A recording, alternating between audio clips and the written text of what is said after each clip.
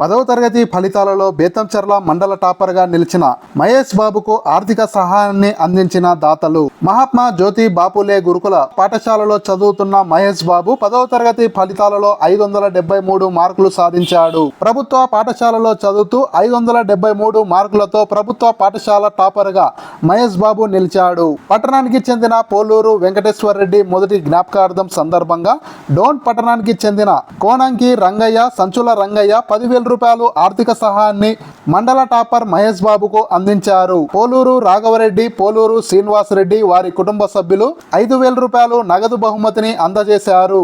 నిరుపేద కుటుంబంలో నుండి 10వ తరగతి ఫలితాలలో 573 మార్కులు సాధించి మండల టాపర్గా నిలిచిన మహేష్ బాబును పలువురు అభినందించారు.